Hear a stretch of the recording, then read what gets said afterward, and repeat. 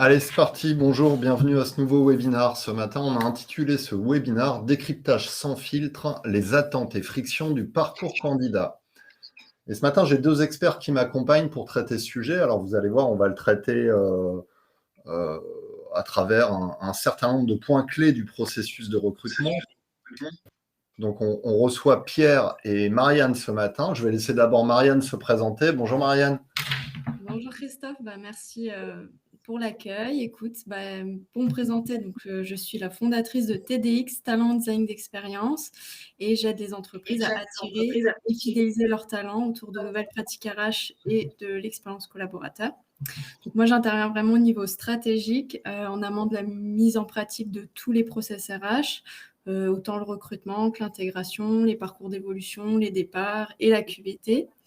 Et donc, moi, j'interviens auprès de grands groupes pour les aider à transformer leurs pratiques RH. J'interviens aussi auprès de toutes petites entreprises qui ont une mission impact fort et qui souhaitent structurer leur process RH. J'interviens aussi auprès de PME en plein développement qui ont un besoin de se restructurer et également des startups très novatrices dans leurs pratiques, mais qui souhaitent continuer à innover et à développer leurs pratiques RH. Voilà. Top. Et puis Pierre. Ça va Pierre? Je te laisse te Ça va présenter. bien? Bon, merci. Bonjour à tous et à tous. Je m'appelle Pierre. Je travaille pour Softgarden depuis un petit peu plus de 2 ans maintenant.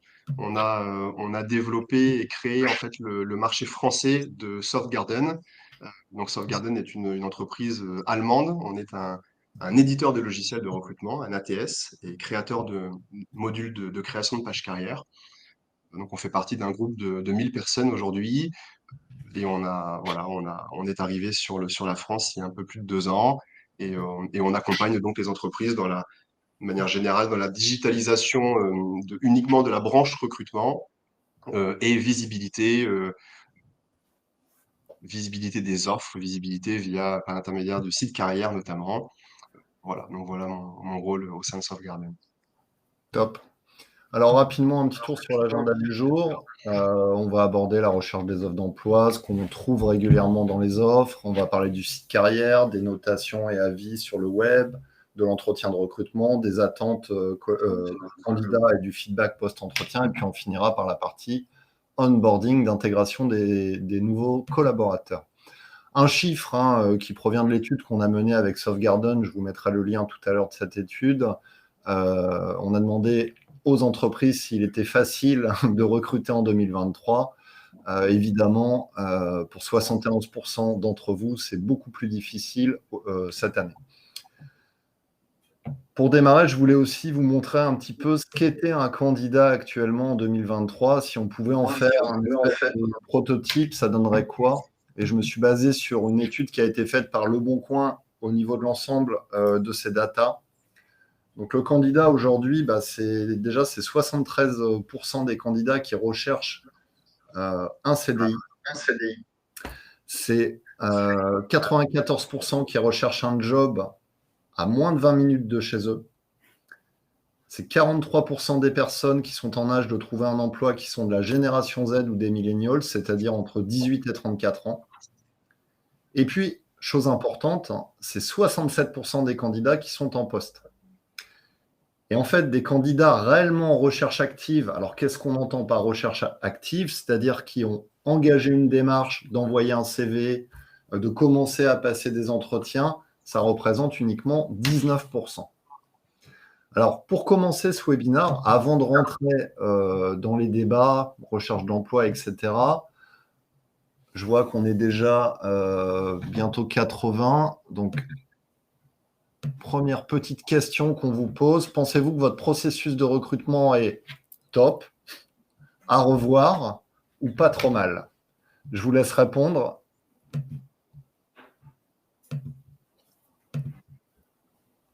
Bonjour Sandy, bonjour Mélanie, bonjour Renaud. Je vois qu'il y a pas mal de monde qui arrive. Bonjour Anne. Allez, je vous laisse quelques secondes. Vous êtes à un peu moins de 40 là à avoir répondu. Ne montez pas là, je vois des tops. Ne montez pas non plus.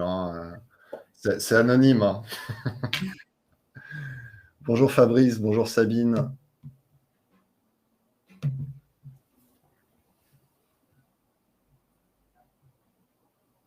Allez, fin du vote. Je vous partage les résultats.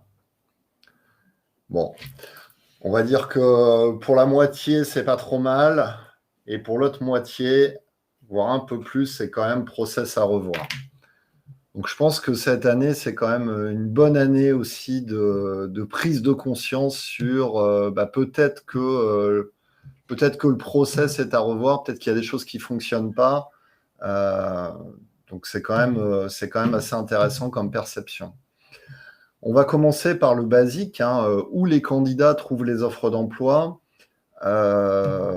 Premier point qu'on avait demandé dans l'étude avec Softgarden, c'est quels sont les canaux de diffusion des entreprises.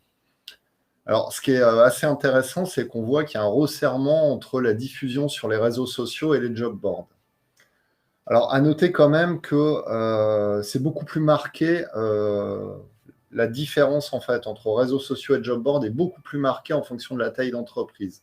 Les entreprises de moins de 300 salariés vont davantage utiliser l'axe des réseaux sociaux pour diffuser, alors que les entreprises supérieures à 300, hein, PME, TI et grands groupes, favorisent encore davantage le job board, mais avec un écart plus flagrant, hein, on est là à plus de 15 à 20 points d'écart.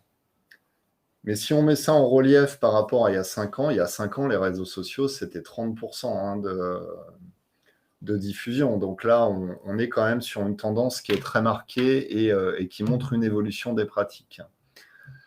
Sur cette question justement des canaux de diffusion, de comment on trouve une offre d'emploi, est-ce que vous avez un avis, des add-ons à nous donner, Marianne et Pierre? Vas-y, Pierre. Oui, alors il y a, comme tu disais, Christophe, il y a forcément plusieurs biais, plusieurs canaux. Nous, ce qu'on remarque principalement dans un premier temps, c'est les job boards, c'est les plateformes d'emploi, qui restent très probablement la porte d'entrée. Je pense que c'est nécessaire de diffuser ces offres au minimum sur deux ou trois plateformes, qu'elles soient généralistes ou spécialisées, hein, d'ailleurs. Et après, selon la taille de l'entreprise ou selon même les secteurs d'activité, on va observer différents canaux qui viennent s'ajouter. Alors forcément, on en parlera un petit peu plus tard, mais l'idée, c'est d'essayer de multiplier un maximum ces canaux, parce que la visibilité aujourd'hui, c'est la clé aussi dans sa manière de recruter. On parlera tout à l'heure de l'analogie avec le e-commerce, hein, qu'on peut faire avec le recrutement, qui est primordial finalement. Donc, euh, voilà ce que je peux dire dans un premier temps là-dessus. C'est quand même un peu surprenant, je trouve, ces chiffres, parce que réseaux sociaux, job board, on s'y attend, mais de voir site carrière 53%, déjà, je trouve ça assez surprenant. De voir Pôle emploi ou l'APEC, qui sont quand même des plateformes gratuites, je trouve ça assez surprenant qu'on ait si peu d'entreprises finalement qui utilisent ce canal. Je trouve que c'est assez disparate quand même. Ça donne l'impression quand même que les entreprises n'utilisent pas tout ce qui est à leur disposition. Ouais, Parce que comme tu l'as dit, moi j'aurais presque attendu du 1 pour 1 entre réseaux sociaux, job board, site carrière, Pôle emploi, de façon à ouais, multiplier les chances de gagner en visibilité, puisque un des premiers soucis de l'entreprise aujourd'hui, c'est d'être visible.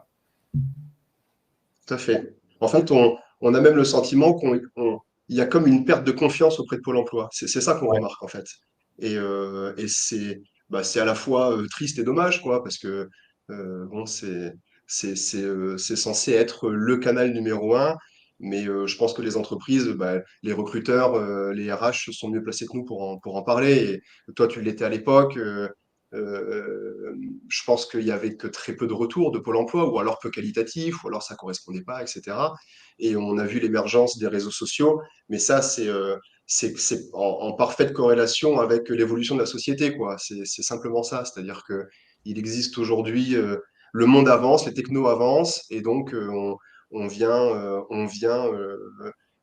trouver les candidats là où ils se trouvent, à savoir sur Internet, sur les réseaux. Et ça, c'est la règle du jeu aujourd'hui. Alors, on a une piste intéressante, hein. Valérie nous dit dans le chat, la diffusion des offres sur Pôle emploi est un peu laborieuse. C'est aussi un des freins. Ça, on va revenir sur ce sujet au long de ce webinaire, mais étant parlé tout à l'heure, le candidat doit vivre une expérience équivalente à celle d'un site e-commerce quand il postule, mais le recruteur doit aussi pouvoir diffuser ses offres d'emploi de façon rapide, parce qu'on sait que les recruteurs sont sursollicités, on leur donne des objectifs assez démentiels, c'est compliqué de recruter, et il faut aussi qu'ils aient les outils et que ça aille vite. Marianne, tu as des retours d'entreprise par rapport à ça, sur juste le simple fait de diffuser, c'est quelque chose de complexe pour eux? Ouais, en fait, c'est comme l'expérience candidat sur les canaux de diffusion, hein. C'est une expérience RH, en fait. Et l'expérience prouve que plus c'est laborieux, plus on y va le moins possible. Moins on a de retours, moins on y va aussi. En tout cas, les RH attendent vraiment des retours de beaux profils, de profils qualifiés et aussi souvent en quantité de profils. Et c'est vrai qu'il y a certaines plateformes maintenant qui sont assez décevantes. Et je pense que c'est des plateformes qui sont décevantes côté RH, mais aussi côté candidat. Donc forcément, les deux ne se retrouvent pas. Et c'est là où est la déception, en fait, aujourd'hui. Ouais, et puis on voit là, il y a Pierre qui confirme, qui dit côté sourcing, le site Pôle emploi, finalement, n'est pas du tout adapté aux méthodes de recrutement actuelles. Donc, on passe un petit coucou à nos amis de chez Pôle emploi. Peut-être qu'ils vont revoir un peu leur practice et travailler sur un nouveau site. Mais je sais, pour avoir discuté avec eux, qu'ils sont en train de travailler sur des solutions intégrant de l'IA générative, etc. Donc, je pense que dans les mois à venir, ça risque de bouger. Et puis, il y a France Travail qui arrive. Donc, je pense que ça ne va pas arriver comme ça. Je pense qu'il y a des choses qui vont être proposées à terme. Rose nous dit les caractères sont limités, on ne peut pas mettre d'image, c'est pas dynamique, ça donne pas envie. Et rajoute par exemple Indeed est tout de même limité et Pôle emploi idem, ce n'est pas du tout attractif. Oui, il y a aussi certains job boards qui ont peut-être intérêt aussi à revoir leurs interfaces, aussi bien côté RH que côté candidat. Julia nous dit le problème du site de Pôle emploi sur lequel je diffuse l'ensemble de mes offres est que côté sourcing, beaucoup de candidats n'ont pas de CV à jour. Finalement, c'est un peu la conséquence. Si le site n'est pas attractif, les candidats eux-mêmes se disent bon, je mets un petit peu d'infos, mais finalement, je ne vais pas y passer. Alors, dans la logique, en fait, OK, la diffusion, mais qu'est-ce qu'on trouve dans une offre d'emploi aujourd'hui? Donc, on a posé la question au RH, aux recruteurs, qu'est-ce que vous mettez dans une offre d'emploi? Donc, évidemment, en grande majorité, à 85%, le projet, la mission du poste, à peu près 50% les moyens pour réaliser ce projet, à pas tout à fait 50% le salaire. Et puis, beaucoup plus rarement, on va dire pour un tiers des annonces, les formations disponibles. Qu'est-ce que vous en pensez de ça, Pierre, Marianne? Vas-y, Marianne. Moi, ça m'étonne. Enfin, je ne suis pas très étonnée. Aujourd'hui, c'est vrai que c'est ce qui est retrouvé le plus souvent. Après, c'est la manière aussi de le rendre attractif. C'est important aujourd'hui, quand on prépare une offre d'emploi, de travailler déjà la forme. Donc, on va rendre la rédaction le plus attractif possible. On va l'imaginer même sous une forme de storytelling pour justement toucher un maximum de candidats et le narrer un peu plus personnellement. Et c'est vrai que voilà, on retrouve souvent tous ces points-là et on pourrait en retrouver plus aussi puisque, par exemple, on n'a pas parlé aussi des perspectives d'évolution, on n'a pas parlé du process de recrutement, on n'a pas parlé aussi du style managérial, ça on peut le mettre dans l'offre et c'est quelque chose qui est recherché par les candidats. Aussi, ce qui est très intéressant, c'est de parler de l'environnement de travail, de la qualité de vie au travail et de l'ambiance Ça, aujourd'hui, c'est vraiment ce qui est recherché par les candidats, ce qui fait la différence clairement d'une entreprise à une autre finalement, et aussi surtout, est-ce qu'on est aligné avec la culture de l'entreprise de cette manière-là. Enfin, voilà, il faut vraiment qu'on ressente la culture d'entreprise à travers ces informations-là.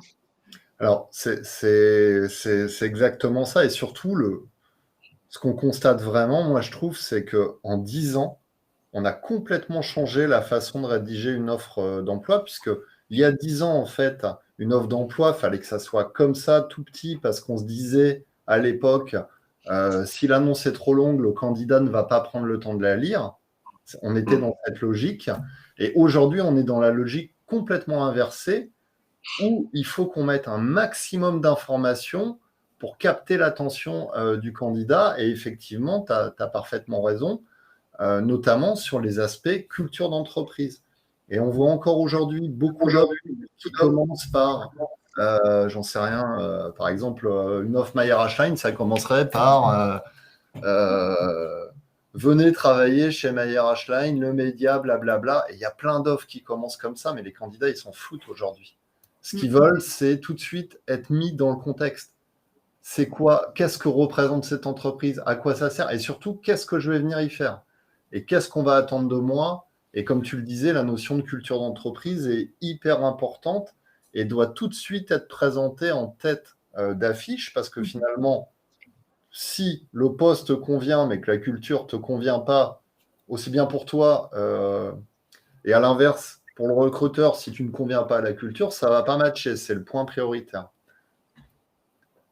Tu sais, il faudrait presque mettre sur les offres, si tu viens chez nous, tu gagneras entre temps et temps, ton manager te donnera telle et telle mission, il faudrait presque commencer par ça plutôt que commencer par les missions et le descriptif du poste. En fait, ça marche un peu Ouais, à l'envers, quoi, finalement. exactement. Et puis peut-être Ouais. arrêter de faire des descriptifs de missions Ouais, avec voilà, des ouais. points à la ligne là, qui sont standardisés, qui ne parlent plus à personne. Mais ouais, c'est vrai que ce que tu dis, Christophe, c'est intéressant et c'est exactement ça. En fait, il y a beaucoup d'entreprises qui ont peur justement de trop en dire ou même que ce ne soit pas lu parce qu'il y a trop de mots, trop d'informations. Et en fait, c'est tout l'inverse aujourd'hui. Et j'ai travaillé avec une entreprise et on a retravaillé l'offre, donc qui était de base très minimaliste, avec très peu de détails, qui se différenciait pas du tout de ce qui se faisait sur le marché. En une semaine, ils ont eu 5 candidatures de très mauvaise qualité. Et en 3 semaines, avec une nouvelle offre qui était sur 2 pages, bien, avec plein d'informations et beaucoup plus travaillée, en 3 semaines, il y a eu 83 candidatures et c'est énorme. Donc, c'est pour preuve. Et puis, on a eu des retours incroyables, autant sur la forme que sur le fond, des candidats qui ont soulevé que l'offre était top, quoi. Donc, et des candidats beaucoup plus qualifiés, bien plus qualifiés que ce qui avait été, récupéré comme candidat à la première offre, quoi.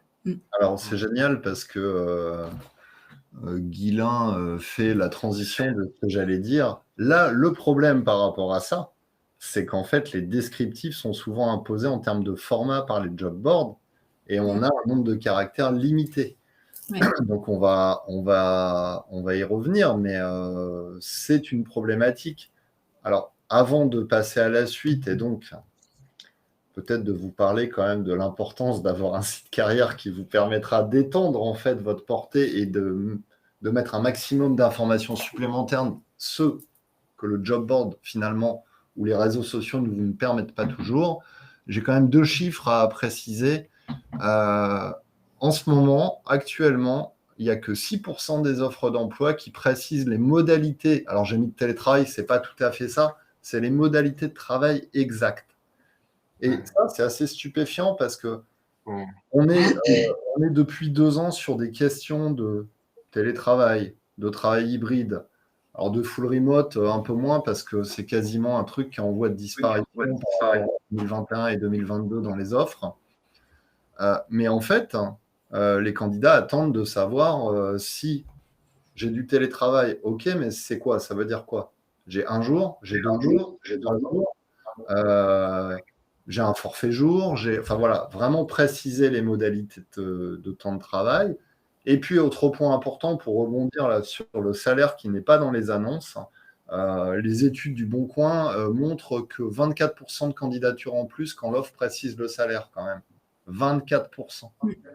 C'est quand même un quart de candidatures supplémentaires. Donc cette année, quand on regarde tous les recruteurs qui disent « Ah, j'arrive pas, j'ai pas assez de CV » et qui ne mettent pas le salaire dans l'offre, bah, à un moment donné, il faut être aligné. Soit on fait les choses pour aller chercher plus de candidatures et on met tous les éléments essentiels pour le candidat, soit on ne le fait pas et on continue à avoir 24 ou 25% de candidatures en moins. Après, c'est un choix, mais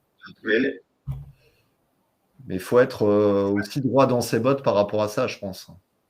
Alors, on a pas mal de commentaires. Alors, beaucoup de RH disent que les candidats ne lisent pas les annonces, juste envoient leur CV. Qu'est-ce que tu réponds à ça, Marianne? Excuse-moi, ça a coupé un petit peu. Ils lisent pas les annonces, tu me disais? Et la question? La question, c'est de dire, bah, en fait, il y a beaucoup de RH qui disent que les candidats ne lisent pas les annonces, donc finalement, à quoi bon perdre son temps à rédiger des annonces trop longues, quoi. Alors justement, ça dépendra de la qualité de l'annonce. Je l'ai vérifié et effectivement, j'ai pu travailler sur des annonces très longues, mais bien fournies, comme je disais, d'une manière storytellée, avec les bonnes informations au bon endroit et avec un dynamisme aussi dans l'offre. C'est hyper important. Et en fait, malgré la longueur de l'offre, en fait, tout avait été lu, tout avait été intégré par les candidats, même avant la préqualification téléphonique. Donc, c'est vraiment une question de rédaction d'offres et aussi d'informations utiles qu'on va mettre dans l'offre, en fait. Alors, il y a d'autres questions. Sur le télétravail, il y a quelqu'un qui me disait, j'ai l'impression que les entreprises sont en train de revenir en arrière. Bah, nous, la seule data qu'on ait, c'est que on a fait une étude là au mois d'octobre. On a restitué en octobre sur la fidélisation des talents. Il y a un tiers des entreprises qui sont en train de renégocier leurs accords de temps de travail. Donc, on ne sait pas ce que ça veut dire, mais moi, je suppose fortement que ce n'est pas pour aller à la hausse. Non, il y a plutôt un retour arrière, c'est un peu le sentiment général. Donc, des boîtes qui étaient à 3-4 jours sont plutôt en train de revenir sur un 2 ou 3 jours. Mais la nouvelle norme, je pense que le télétravail en France et en Europe d'ailleurs va se stabiliser autour de 2 jours de télétravail par semaine. Et puis il y a une volonté des employés aussi de revenir davantage au bureau, de revenir davantage, de recréer le lien social avec ses collègues, etc. Ouais, On l'entend, nous, ça beaucoup. Ouais, on l'entend aussi. Et tu vois, en début de semaine, on faisait un event là sur une autre étude sur la formation, donc rien à voir, tu vois, sur les apprenants, comment on engage les apprenants, etc. Et en fait, les directeurs, directrices formation nous disaient, mais en fait, on a un retour en force du présentiel en formation, ce qui est assez hallucinant parce qu'on avait fait une étude il y a l'année dernière, enfin en 2021-2022 sur les mêmes sujets, et le digital en formation était passé mais largement devant les formations en présentiel. Et cette année, le présentiel est repassé devant. Mais tu as 20 points d'écart, c'est énorme. Il est largement repassé devant. Et pourquoi? Parce qu'ils nous disent en fait, les apprenants, les collaborateurs, collaboratrices, en fait, ils adorent les formations en présentiel parce qu'ils se voient, tu vois. C'est devenu un outil aussi de rencontre, de se dire, ah, on ne se voit pas avec le travail hybride, machin. Donc, même la formation est impactée finalement par ces questions de télétravail et de travail hybride. Et les gens sont heureux de venir en formation en présentiel pour se retrouver. Alors que si tu remontes 5 ans avant, quand tu disais à ton collaborateur, bon, écoute, tu vas venir à Bordeaux, à Lyon ou je ne sais où pour assister à une formation en présentiel, il fait la gueule en fait. Tu vois? Non, mais c'est vrai. Donc, ça aussi, ça a changé. Donc, c'est assez intéressant. Qu'est-ce qu'on nous dit? Bon, on nous dit une fourchette de REM au lieu du salaire. Oui, une fourchette de REM, si elle est cohérente, c'est tout à fait pertinent.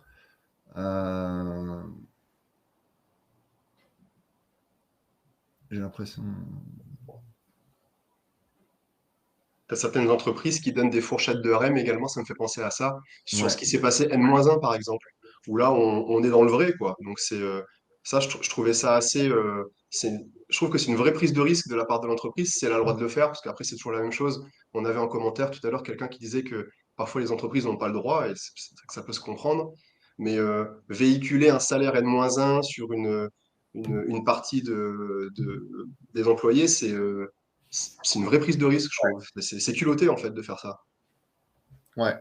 Il y a Pauline qui nous dit un truc qui est très vrai, hein, parce que tout ce qu'on présente là, c'est à fortement nuancer en fonction des industries dans lesquelles vous travaillez et en fonction des types de métiers. Euh, Parce qu'elle nous dit, je suis dans l'IT actuellement et le salaire est très important, mais également le full remote. Sur mon sourcing, j'ai 60% de candidats qui en cherchent. C'est très sectoriel aussi, hein. Évidemment, recruter un développeur ou recruter sur une autre fonction un business développeur aujourd'hui, ouah, bonne chance. Et peu importe les secteurs. Et oui, il y a des populations qui se sont habituées,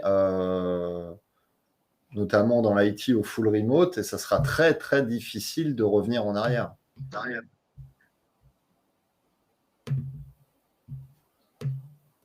Tout ça nous amène à l'importance de carrière, puisqu'on parlait justement de la restriction des job boards à être suffisamment exhaustif dans les annonces ou même à pouvoir. On parle des fourchettes de salaire. Pour certains job boards, c'est compliqué d'indiquer une fourchette. C'est pas possible. Il faut l'indiquer en dur dans le texte. C'est pas possible d'indiquer autre chose qu'un montant. Donc, à mon sens, le site carrière est un outil qui est relativement indispensable et pourtant, on constate aujourd'hui que seulement 55% des RH disposent d'un site carrière. Ça, c'est quand même assez hallucinant, je trouve. Marianne, t'en penses quoi? Alors moi, ça m'étonne pas parce que c'est vrai qu'on a l'idée de ce site carrière d'il y a 10 ans qui était très pompeux, où voilà, qui demandait beaucoup d'informations pour être inscrit dans la base de données de l'entreprise.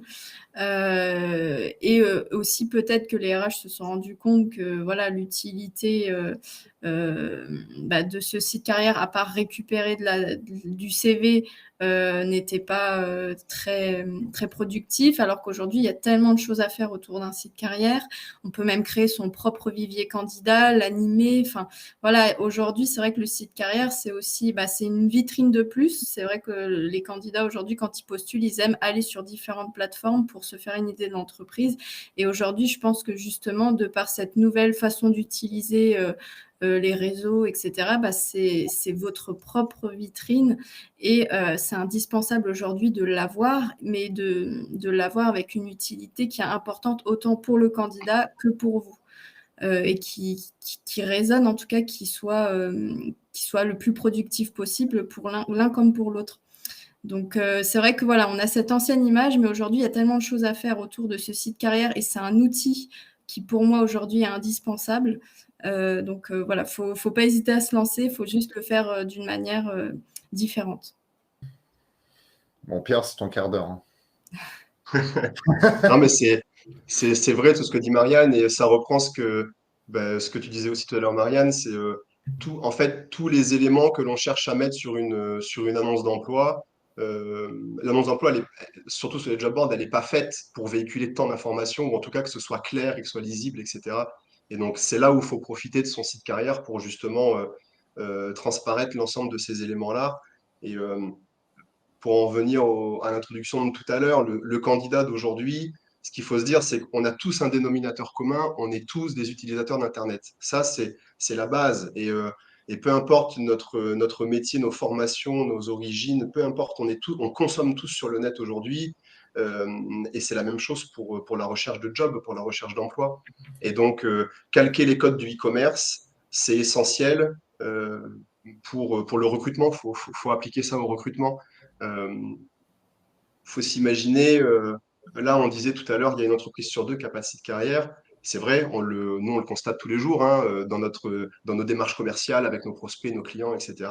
Que ce soit une toute petite ou même les très grosses entreprises, hein, les groupes de plus de 1000 ou 5000 personnes, parfois non, ou alors ont un site carrière, mais entre guillemets, extrêmement mal utilisé et extrêmement mal fourni. Et c'est tout à fait dommage parce qu'en fait, toute l'énergie qu'ils mettent à vendre leurs produits, à être sexy sur le marché, gagner des parts de marché pour vendre leur marque, leurs produits ou leurs services, en fait, ils s'arrêtent là. Ils vont pas au-delà et ils vont pas se vendre en tant qu'employeur et vendre leur job. Parce qu'aujourd'hui, je pense qu'il faut pas avoir peur de dire ça, on vend notre job, quoi.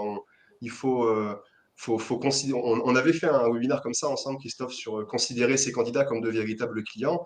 Et nous, on est persuadés de ça. Oui. Les codes du marketing RH, les codes du marketing digital doivent s'appliquer au RH et au recrutement. Le site carrière, c'est vraiment une manière de tout véhiculer. Alors, il y a dit. Mais tu as raison, c'est hyper important ce que tu viens de dire. Avant, on proposait, on offrait un job. Aujourd'hui, c'est plus du tout ça la démarche. Aujourd'hui, on vend un job à un candidat et on doit le vendre. Et tout à l'heure, dans les commentaires, il y a quelqu'un qui disait, mais alors ça veut dire quoi que le recruteur doit avoir des compétences en marketing et communication? Bah oui, évidemment. Mais comme n'importe qui aujourd'hui de la fonction RH, aujourd'hui, pas simplement le recruteur.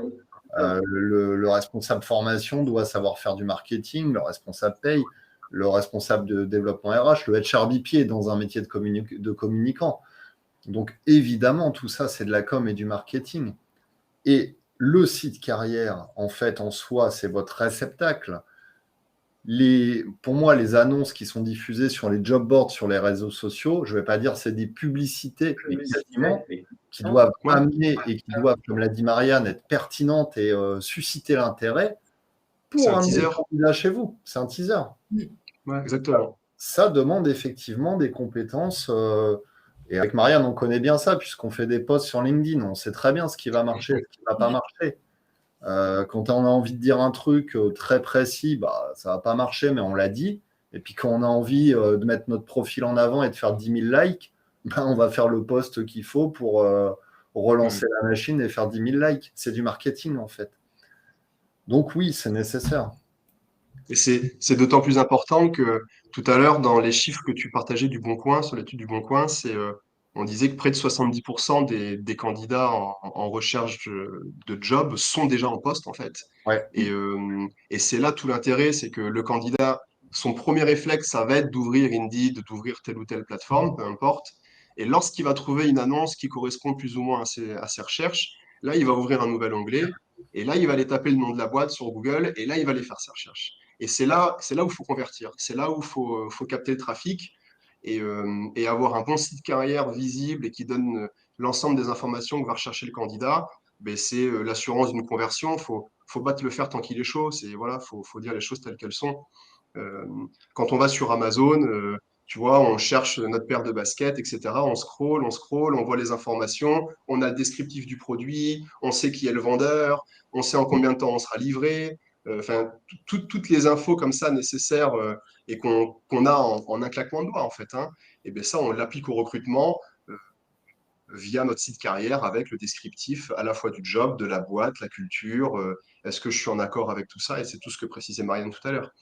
Donc, tu peux peut-être nous montrer un site carrière, Pierre, pour nous montrer un peu ce qui peut être intéressant justement par rapport à ce que disait Marianne, où effectivement, avant le site carrière, c'était un peu la page blanche avec mes offres et basta, il n'y avait rien en fait dessus. C'était assez statique en fait.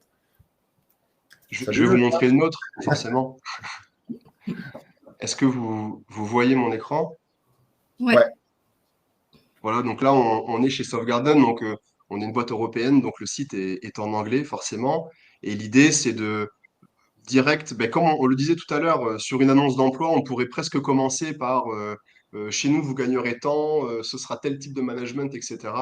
On rentre dans le vif du sujet, on met du visuel, en fait, l'idée, c'est de se rendre sexy, quoi. C'est de pouvoir se projeter en quelques clics et voir un peu ce qui se passe. Donc Alors, là, déjà, je veux un éventail comme ça. comment? Déjà, je veux un éventail Softgarden. Je t'en enverrai un. Et puis,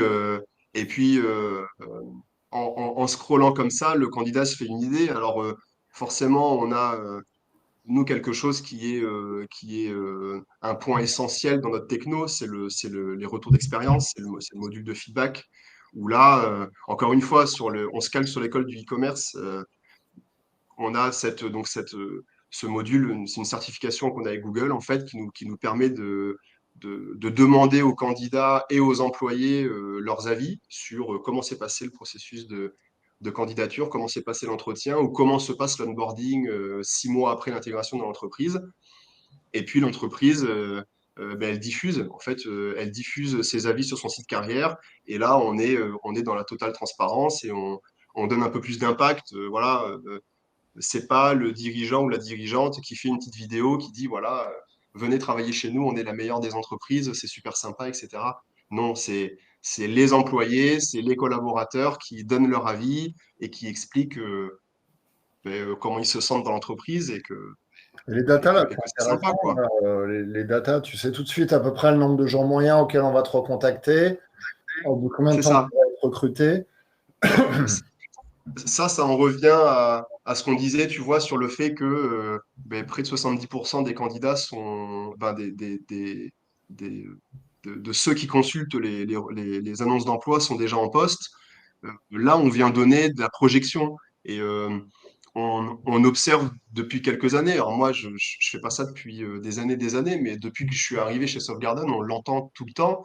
C'est qu'aujourd'hui, les gens, toi, moi, tout le monde, en fait, on fait des passages dans les entreprises, tu vois. On va dans une boîte, on y apprend telle et telle compétence, on bosse, et puis on a une opportunité d'aller ailleurs, et puis peut-être que 10 ans après, on reviendra dans cette même entreprise qui nous a formés, et en fait, ça, c'est donner des KPI comme ça et donner de la visibilité, bah, ça permet, par exemple, au candidat de dire, bah, tiens, moi, je suis en poste dans ma boîte, je sais que si demain je postule pour Softgarden, en moyenne, je vais être invité à l'entretien au bout de 10 jours et le process de recrutement, il prend en moyenne 45 jours. Mais savoir cette information-là, c'est aussi peut-être mieux anticiper mon départ dans ma boîte actuelle et faire en sorte que ça se passe mieux pour tout le monde, que l'information soit là, qu'on communique de manière claire. Et ça, c'est des choses, en fait, on le voit nulle part. Personne n'explique combien de temps va prendre le process de recrutement au sein de sa boîte. Et, enfin, personne, peut-être pas personne, mais très peu. Et c'est dommage parce que tu vois, quand j'achète une paire de baskets sur Amazon, euh, si le revendeur que j'ai sélectionné, il me précise que je serai livré entre le 19 et 23 décembre, le 18 décembre, je ne vais pas l'appeler pour lui dire, ou envoyer des mails pour dire elles sont mes godasses. Bah non, parce que je sais que ça va arriver le 23 décembre. Enfin, tu vois, c'est aussi bête que ça, c'est simplement du bon sens. Mais si on a besoin d'être rassuré autant pour du bien ou du service de tous les jours, c'est totalement légitime d'avoir cette information pour s'engager potentiellement 3, 4, 5 ans dans une entreprise. Et ça, c'est vraiment la vision qu'on veut transmettre et enfin, via cette techno-là, quoi. Voilà. Prends l'exemple des baskets parce que tu sais que c'est ma maladie, c'est ça? Exactement. Alors, il y a Valérie qui dit, en fait, le site carrière, il est adapté à toute taille d'entreprise parce qu'elle me dit, moi, j'ai une boîte de 9 personnes, à quoi ça sert d'avoir un site carrière, en fait? Ouais, mais euh, c'est- Moi, en fait, je pense que ça sert. Ça dépend de l'activité, mais le site carrière, on va pas se leurrer aujourd'hui, hein. C'est aussi une vitrine commerciale. mais complètement. Ça a un impact sur Nous, vos clients. tu vois, Christophe, on a beaucoup dans nos discours de tous les jours, dans le commercial qu'on fait, les entreprises qui ont, si je veux généraliser, qui ont moins de 250 employés, nous disent, euh, nous, personne ne nous connaît, personne connaît, alors, ils connaissent notre industrie, mais ils connaissent pas notre marque, ils connaissent pas notre boîte. Et donc, si on fait un site carrière, ils ne nous trouveront pas sur les moteurs de recherche, etc. Mais ça, c'est faux, en fait. C'est juste faux parce que si tu mets en place un site carrière premium qui est avec un bon SEO, qui reprend l'ensemble des codes de l'algorithme de Google, en fait, on joue avec l'algorithme, hein, je parlais des avis tout à l'heure, c'est un des éléments que l'algorithme de Google prend en charge, enfin, prend en compte pour mieux te référencer Ouais, naturellement, sans que tu aies évidemment. à payer des ads, etc.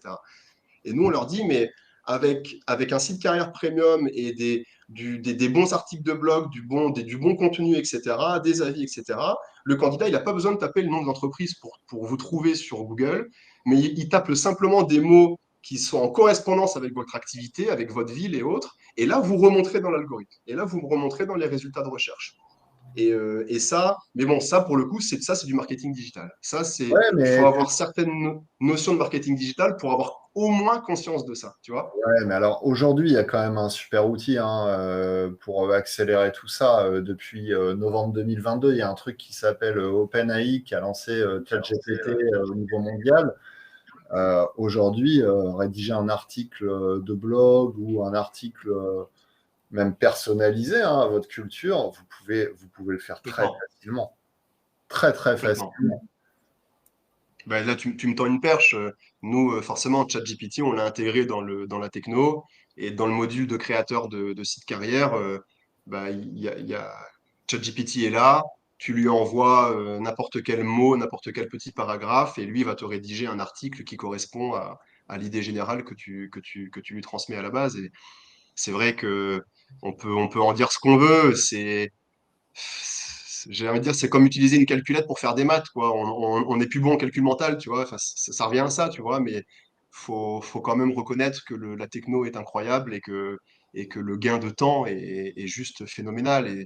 Et derrière, tu te concentres sur sur des missions peut-être à plus grande valeur ajoutée. En tout cas, en tant Alors, que RH, les entretiens et autres, quoi. moi, j'y vois une nuance en fait dans l'utilisation qu'on doit en faire. Soit tu l'utilises comme une Ouais, calculette et tu sais plus compter, je suis d'accord avec toi. ouais, Je pense que ouais, c'est la mauvaise façon d'utiliser ChatGPT. En fait, l'utiliser comme une calculette, ça revient à faire trouve-moi une idée pour faire un post sur tel truc. Ça, c'est la très très exactement. mauvaise façon de l'utiliser. La bonne façon, c'est que bah, vous utilisiez quand même un peu votre cerveau pour trouver les idées vous-même. Et les idées, elles sont quand même en général assez faciles à trouver en marketing ou autre. Hein. Il suffit de regarder autour de vous ce qui se passe et d'écouter vos candidats pour comprendre ce qu'ils attendent. Donc, le marketing, ça part d'abord de l'écoute. Et une fois que vous avez votre idée, vous allez utiliser ChatGPT pour lui demander bah, soit de la développer, soit de Ouais. l'agrémenter d'exemples. Mais c'est vous qui restez maître de vos idées. Je vais prendre un exemple simple. Ça fait 2 mois qu'on nous bassine sur LinkedIn en nous disant ah, l'algorithme a changé, j'ai moins de reach. N'importe quoi en fait. Il n'y a pas moins de reach, l'algo n'a pas changé. Par exemple, Marianne et moi, on doit avoir 1 million de reach par mois. Et en fait, on n'a rien changé. Juste, on écrit des trucs qui intéressent les gens. Tu vois, c'est pas une question de. Déjà, commençons par faire des choses qui parlent aux gens, par Ouais, toucher sa s'intéresser, cible. par s'intéresser à sa cible. Exactement. Je me trompe, Marianne ou... Non, non, tu as raison. Et puis aussi, je pense qu'on a réussi à engager une communauté. Donc, forcément, bah, ça aide beaucoup. Et pour engager, bah, comme tu dis, il faut être pertinent, il faut toucher sa cible. Mm. Alors, on a vu là sur ton exemple, notation. Moi, je vais le reprendre, mais on avait deux datas qui étaient intéressantes sur la réputation. Il y a 96% des RH qui savent hein, que les candidats sont sensibles aux avis sur le web. Et du coup, ce qu'on n'a pas dit, bah, l'intérêt de l'avoir sur le site carrière, c'est que tu n'es pas sur Glassdoor, quoi. Ou ou Ouais, sur un autre site de notation où potentiellement, en tant qu'employeur, il va falloir que tu ouvres ton porte-monnaie pour avoir le droit de modérer. Là, ouais, tu es chez toi, sur ton site. Tu maîtrises quand même un peu mieux ta e-réputation chez toi. Et tout l'intérêt du SEO, de ce que disait Pierre tout à l'heure, c'est que quand tu tapes, je ne sais pas, entreprise Softgarden sur Google, bah, tu vas tomber sur leur site. Tu ne vas pas tomber en première ligne sur Glassdoor. Donc ça aussi, c'est un enjeu pour la fonction RH. Est-ce que vous avez envie que les candidats, quand ils tapent votre nom, tombent d'abord sur Glassdoor ou tombent sur votre site carrière? Je pense que ça, c'est quand même un enjeu fondamental dans le monde actuel, en fait. Le positionnement. Le candidat va cliquer sur le premier lien. Deuxième point, c'était 56% des RH ont déjà vérifié leur réputation sur le web. Oui, mais et après, il se passe quoi? Puisqu'en même temps, il y en a presque 50% qui n'ont pas de site carrière. mhm. Donc, c'est toujours un peu paradoxal. On sait, mais en fait, on ne fait pas toujours. Euh, Ouais. Mm. alors, dans les points un peu noirs, on a demandé, mais pourquoi? Parce que manque de temps. Ça, c'est souvent manque de temps et de ressources. On n'est pas assez à la fonction RH. Et le troisième point, évidemment, manque de budget, suivi du quatrième point, pas d'implication de la direction. En gros, on n'a pas le feu vert. Aujourd'hui, une solution comme Softgarden, je pense que c'est quand même relativement abordable. On est sur des solutions SaaS. On n'est pas en train de parler de... Moi, quand j'ai démarré il y a 15 ans, installer une solution comme ça, c'était 300 000 euros pour une boîte de 500 personnes. Et tu étais engagé pour 5 ans. Et tu étais engagé pour 5 ans. C'est installer un SIRH. Moi, j'ai géré des projets à 4 millions d'euros. C'était des délires quand même. Pour finalement installer des trucs qui marchaient à 40%. Aujourd'hui, on n'est plus du tout là-dedans quand même. Pierre, en termes de solutions, on est sur des choses qui sont à un prix, j'allais dire, adapté, et puis aussi sur une rapidité de mise en place quand même. C'est encore une fois, c'est calqué avec le monde d'aujourd'hui, la société d'aujourd'hui. J'ai envie de dire, c'est un abonnement de plus, si on veut vulgariser le truc. Le SaaS a révolutionné ça. Aujourd'hui, on n'installe plus des logiciels on-site, comme on dit, comme ce que toi tu faisais à l'époque, c'était sûrement ça. Aujourd'hui, tout ce que vous installez, c'est hébergé dans des serveurs, c'est hébergé par nous, l'éditeur, en fait. Et c'est un abonnement, comme un abonnement Netflix, comme un abonnement de téléphone chez Orange, etc., etc. C'est devenu tout à fait abordable, presque sans engagement, et puis qui offre une facilité d'utilisation, et puis surtout une rapidité de mise en place. Ouais, effectivement, tu me posais la question. Un déploiement, c'est entre 2 et 6 semaines en fonction de la complexité du projet. Alors parfois, ça peut aller bien plus. Hein. On a parfois des mises en place qui sont beaucoup plus longues. Et ça revient même à ce que tu disais sur la formation tout à l'heure, sur le présentiel de la formation. Nous, on fait beaucoup d'onboarding de la solution sur site. Et nos CSM se déplacent au sein des entreprises, dans le service RH. On organise des réunions et puis tout le monde ensemble, il fait la formation pour tous les utilisateurs du futur du logiciel. Et ça, c'est vrai qu'on le fait de plus en plus sur site. Et je pense que c'est une vraie valeur ajoutée pour tout le monde. Mais oui, ça n'a rien à voir avec les SIRH d'il y a peut-être 10 ans. C'est complètement révolutionnaire, quoi. Le SaaS aujourd'hui, c'est comme ça, en fait. Alors, bon, on a un peu débordé, hein, on est à 47 minutes sur 45. Mais on va pas couper parce qu'il y a quand même un ou deux trucs qui sont intéressants et j'aimerais bien que Marianne nous parle notamment de l'entretien de recrutement. De façon très classique, nous donner un peu les tips aujourd'hui de ce que devrait être un bon entretien de recrutement. Alors, forcément, quand on parle entretien de recrutement, on va travailler le fond ou la forme. Alors, le fond, le but, c'est d'avoir un déroulé d'entretien qui va permettre de créer du lien, de la confiance avec le candidat et de lui permettre de lui sur le poste, se projeter sur l'entreprise, sur ses perspectives d'évolution et créer vraiment cet alignement entre l'entreprise et le candidat pour toucher la bonne cible et choisir le bon candidat. Donc voilà, déjà, il y a vraiment cette création de confiance à faire sur les déroulés des entretiens. Après, le but des entretiens, c'est pas d'en faire 100, c'est vraiment d'aller à l'essentiel sur un premier entretien pour valider tout ce qu'on a validé et que le candidat aussi puisse valider l'entreprise.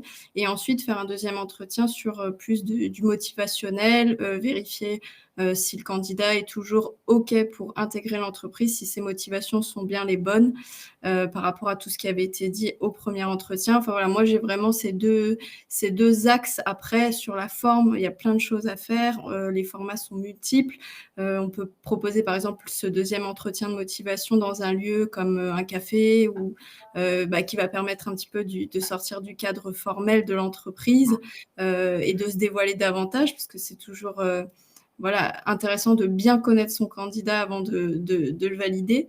Et inversement, c'est intéressant pour le candidat de bien connaître l'entreprise. Et après, bon, voilà, il y a plein de formats, les speed dating. On peut proposer aussi un format de faire de l'escalade avec son manager et le recruteur en tant que candidat pour créer le lien et se connaître un peu mieux hors cadre. On peut faire aussi un déjeuner avec ses futurs collègues. Moi, par exemple, j'avais fait un format d'escape game qui a très bien fonctionné, puisqu'en fait, le but, c'était de recruter un binôme qui devait fonctionner de pair.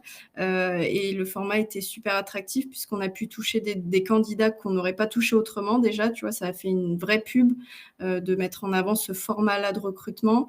On a pu, du coup, sélectionner le binôme qui fonctionnait le mieux ensemble, voilà, pour gagner en efficacité dès la prise de poste. Et en plus, voilà, l'expérience a été unique pour les candidats qu'on a reçus.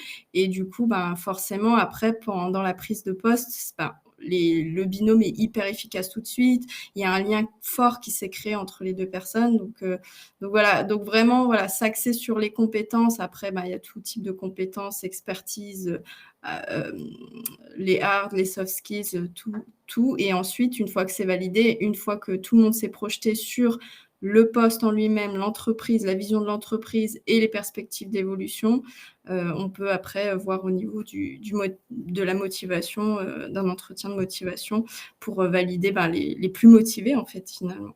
Voilà. Alors, je pense qu'il y a, on n'a pas parlé, il y a l'entretien structuré qui est fondamental, qui est une des bases, en fait, du process. Sur ce que tu viens d'évoquer, je vais juste apporter une petite modération. C'est que si vous faites ça, par contre, vous avez sacrément intérêt d'être aligné avec une culture d'entreprise qui correspond à ce que vous avez proposé comme expérience à vos candidats. Parce que si vous faites ça en entretien et que derrière, les mecs ou les nanas arrivent dans l'entreprise et que c'est boring et qu'il ne se passe plus rien, ça risque d'être hyper déceptif. Mais c'est une bonne solution. Il y a des choses comme ça innovantes à mettre en place. Alors, on avait l'aspect attente, feedback, post-entretien. Souvent, les candidats, la problématique, c'est de dire, en fait, on n'a pas... on est comme ça, tu vois. Et encore là, je l'ai fait de façon positive. Le mec est plutôt content sur la photo d'attendre. Mais en général, le candidat, il va plutôt être dans un stress et un sentiment presque d'abandon et j'ai plus de contact de la part de l'entreprise.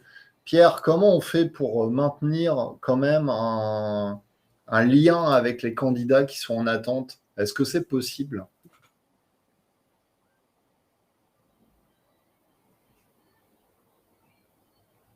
Tu m'entends?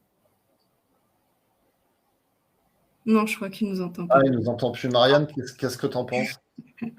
Alors pour moi, c'est vrai que des fois, il y a une attente de 3 mois, puisque quand on signe, à partir du moment où on signe le contrat, forcément, le candidat, des fois, il était en poste, donc il a un préavis de 3 mois, et donc l'attente de 3 mois est très longue. Et il y a beaucoup d'entreprises qui se font ghoster pendant cette période-là.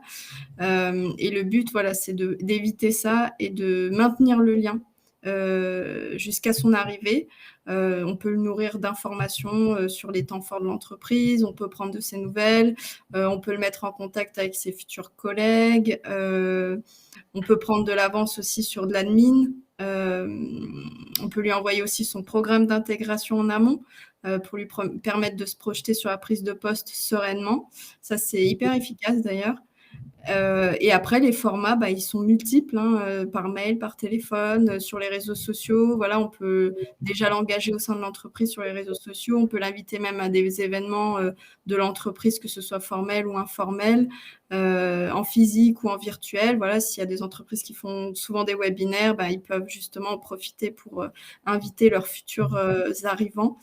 Et aussi, ce qui est très demandé, c'est d'aller prendre un verre. Alors, ça dépend du type d'entreprise et de la personnalité du candidat, mais d'aller prendre un verre avec son manager ou ses collègues avant la prise de poste. C'est vrai que c'est très...